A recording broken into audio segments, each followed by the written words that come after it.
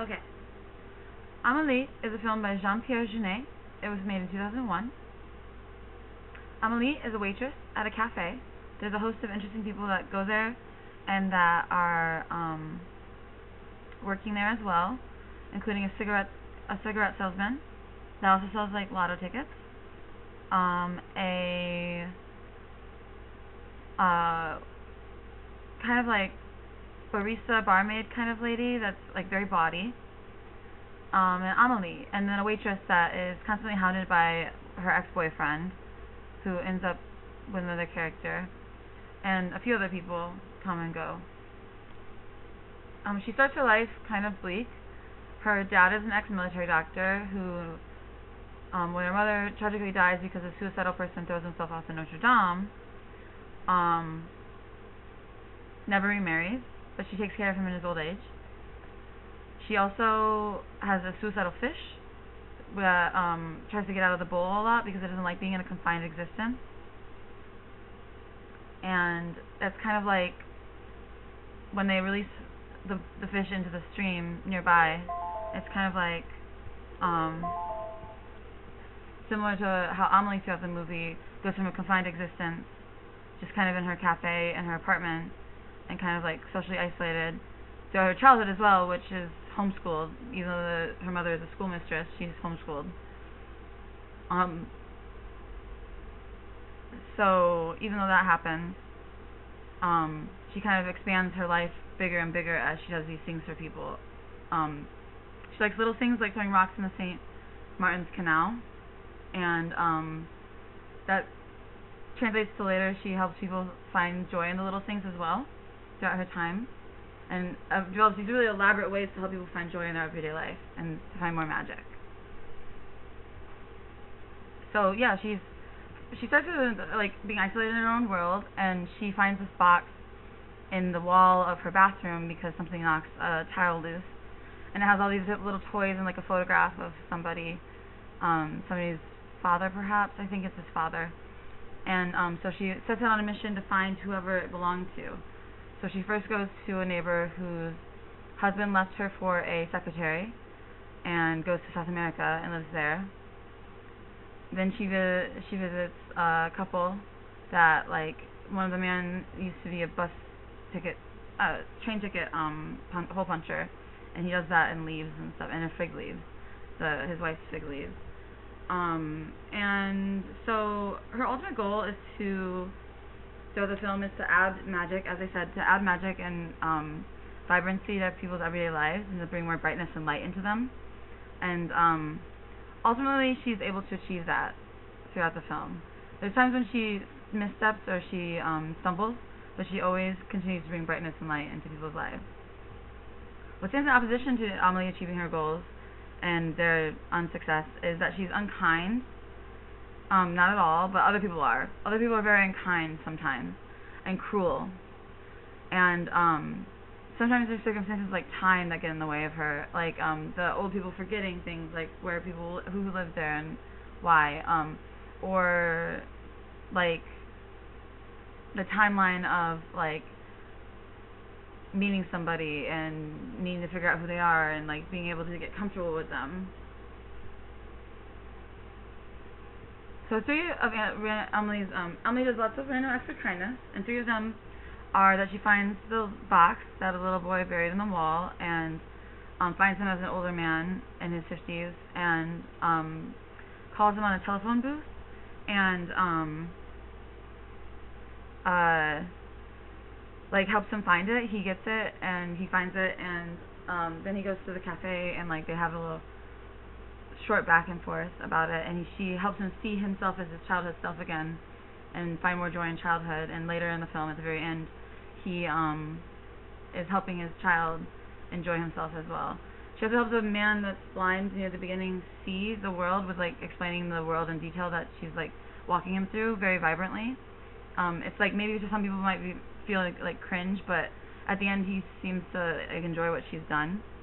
She also helps the cigarette salesman see the man that was hounding a waitress, and they see each other as more compatible than before, and she has like a nice little tryst after not having a lot of love in her life, and it seems to not go so well. So that is one of the examples of her not being as helpful. But there's other things, like maybe people might think that she meddled a little too much in the very cruel grocer who's very mean to his assistant employee.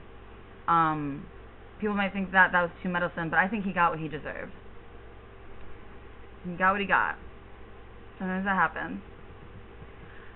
There's this old man named Dufail who paints the same portrait every year. It's luncheon at the voting party. He paints the same portrait, and he provides her the encouragement to. She sees that he's very lonely and by himself as an old man, and she doesn't want that to be like what her life is.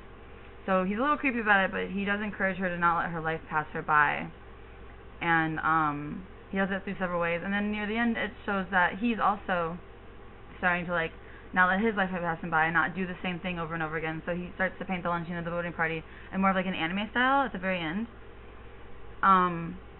Nino is a man that helps people in different odd jobs. Like he works as he helps people. He helps people in a different way. He helps people at the like body shop that he works at. I'm saying like so that's like one of his odd jobs. He also he works at a spooky place, haunted house at a fair, scaring people, which is a different way of helping people, I suppose. And he also collects things. So he collects things throughout different types of things throughout the film. And one of the things that he collects is like photographs of people. So at the beginning, Amelie sees him, and so he represents a journey towards her own happiness, and what helps her allow it to find it is like, so she sees him at the beginning and she like hurries past him, and then the next time that she sees him, she sees that he's lost a satchel on his motorbike, and it has the album of all the photos that he collects from the photo booths and stuff, like people's ripped up photos and stuff that he recollects, he re-puts together and stuff. And so she sets out on a mission to get it back to him, but she also has like fallen for him, so she does all these elaborate things to help him to find it, that are really cute and fun and weird and quirky and like a little spooky sometimes, but like he's kind of a spooky guy, so they kind of get along in that way. And slowly over time, she like starts to find love, help other people find love, and find it in different ways too, not just romantic love, but also familial love too, and different sorts of love.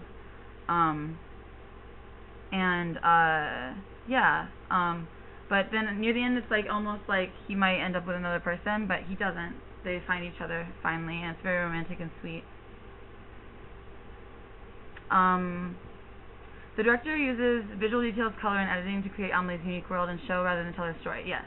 So she uses jumpy cuts followed by longer takes to illustrate the way that Amelie's life is often quite ordinary, but then it gets really like there's these bursts of interest and intrigue, and they get more and more as the story goes on.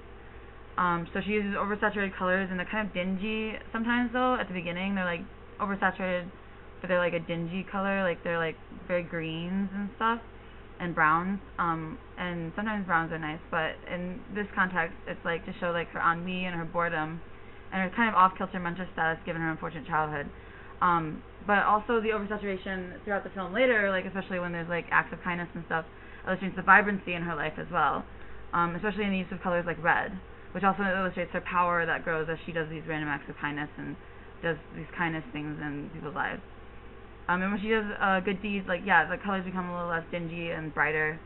And even the cafe scene at the very beginning, after she helps this person find his old tin full of toys and stuff and like remember his childhood, the colors in the cafe scene are brighter than before.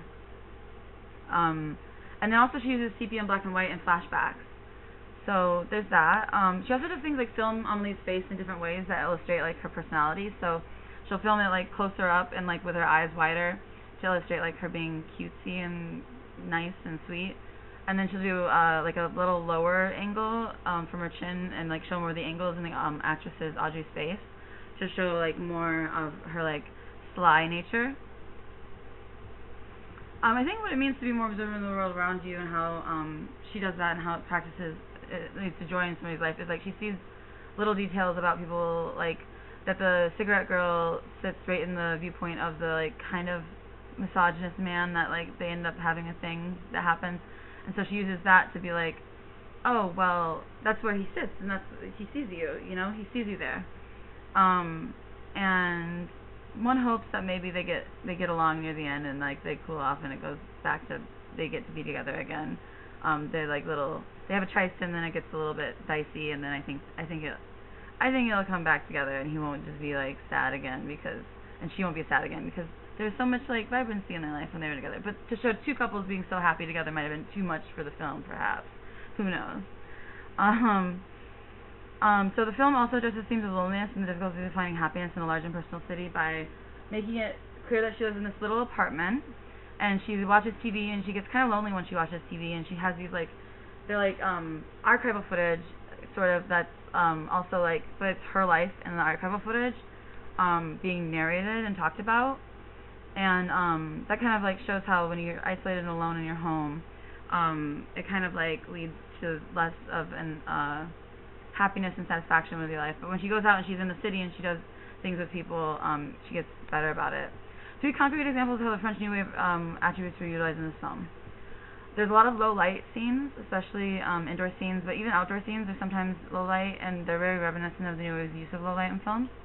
There's fragmented editing, but also long takes, like the grocery scene. At the very beginning is fragmented, but then it's followed by a long take of Amelie finding stones to skip. There's lots of use of flashback, which was also used in Hiroshima Mon Amour for famously like one of the first times in film.